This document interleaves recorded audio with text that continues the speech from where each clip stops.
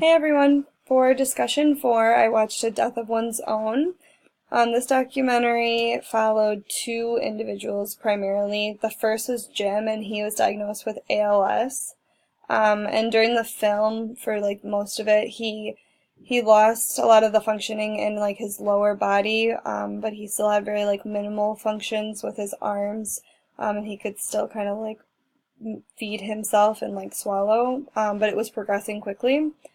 And then the second person was Kitty, and she had terminal cancer. She had uterine cancer, and the chemo and all the treatments just had stopped working. So she was given a couple of months to live. There's a little bit of differences with Jim and Kitty, and like their options for like kind of planning their death, and like I guess having a choice over like how they were living out the rest of the time that they had. Jim, he lives in Texas, and in Texas, the only options that was given was hospice and like keeping him comfortable, even though that's not what he wanted. He wanted like a physician's assisted suicide. He wanted to be able to like press a button that would give him morphine and like help him peacefully die rather than kind of like a painful and uncomfortable slow death. And then with Kitty, what about that? With Kitty, she lived in Oregon, and Oregon actually has the Oregon Quick Dignity Death, which is a physician's assisted suicide.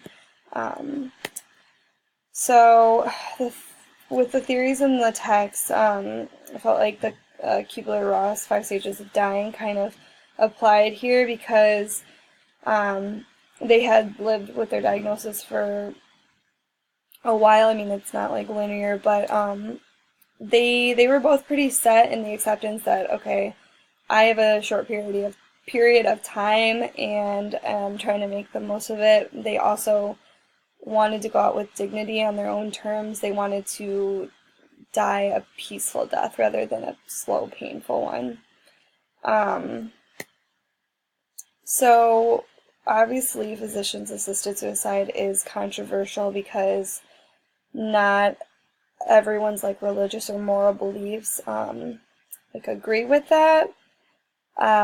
However, with myself, and especially after like watching this and like hearing like two people that are actually going through the process of dying, and like they know it's happening, like with Jim, his ALS, it's like a pretty rapid loss of like function. He pretty much said, okay, my option is I'm gonna not be able to swallow, and I'm gonna live with a feeding tube, and soon I won't be able to breathe.